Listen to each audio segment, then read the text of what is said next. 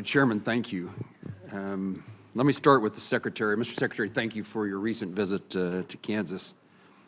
You witnessed, I hope, firsthand, in your mind, I hope this is true, the defense ecosystem that exists in our state and its ability to support many of the Department of Air Force's programs.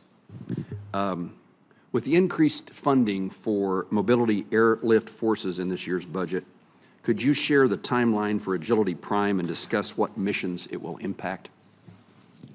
We haven't resolved that yet. Agility Prime is doing some experimentation with some advanced technology, as you're aware, for electric propulsion. There are some missions that look potentially viable in the Air Force for that.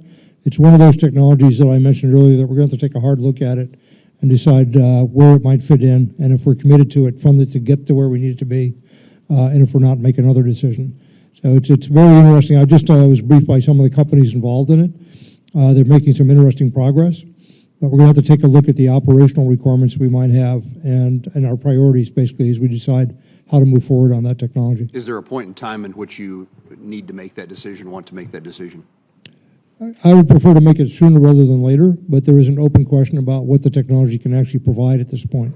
So we need some more information on that, I think. General Raymond, developing resilient space architecture is critical to the entire joint force.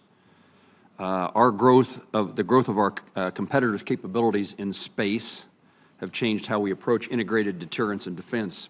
In facing these competitors, how is our current satellite architecture postured to ensure durability and resiliency? Thank you, Senator Moran. It's great to see you again. Thank you, sir. Our capabilities that we have are the world's best, but they were built for a different domain. They were built for a peaceful, benign domain without a threat. And they were built to detect a class of missiles that are ballistic in nature rather than, in the case of missile warning, missile tracking, hypersonic maneuverable. And hence the need to make this shift, and hence the cornerstone of our budget is to do just that. Again, world's best capabilities, but designed for a different domain. They're very large, they're very few in numbers, and they're not very defendable. What we're trying to do is just like you do with your financial portfolios, where you diversify your financial portfolio so you don't go broke if one stock takes a tumble. We want to do the same thing with our satellite architecture.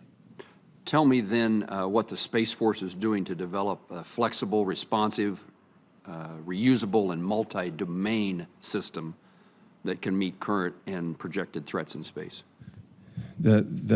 Again, the cornerstone of this budget request is this shift to a more proliferated architecture. It allows us to take advantage of commercial industry in a far greater way than we can do today, and allows us to take also advantage with partnerships with our allies and partners. And we think together we'll be able to make this pivot. Our projections for IOC are the 27 timeframe, and we're getting after this in a very expeditious manner. And finally, General Brown, the administration recently announced the establishment of the Additive Manufacturing Forward program. I understand it to be a program that's designed to develop partnerships between large equipment manufacturers and smaller, medium-sized suppliers to speed up the advancement of technology and manufacturing. We have in our state significant research capabilities at our educational institutions, and we have manufacturers, large and small, that are valuable in this effort. How do partnerships that this Manufacturing Forward program, how do those partnerships assist the Air Force in achieving its operational objectives? Well, I personally find great value in the partnerships that we build with small companies, with academia, because we bring in the best from across our nation, not only those in uniform or in the Department of the Air Force or Department of Defense, but a lot of the outstanding work that's happening in our universities and other companies. And so we all learn from each other as we move forward, because it all does contribute to our national security and how we advance as a nation. And so there's plenty of opportunities with, as we work with AFWERX, for example, with Air Force Research Lab, and how we make those connections between, not only between the Air Force, but also with the small companies. And it's also pushing us a bit as a department, how we work a little bit differently in our approaches to bring in technology and innovation, and spur that also internal to the Air Force as well. Does the Air Force intend to make investments in those small and medium manufacturers?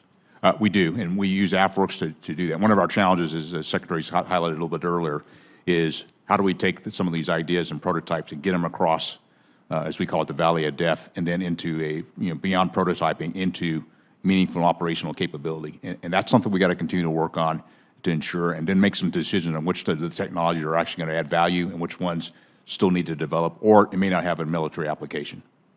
Senator Collins is always so gracious in thanking you all for your service. To sound repetitive, I would join her in those remarks. And this is always one of the most distinguished, highly educated, important panels that we have in front of our committee. Thank you for your service.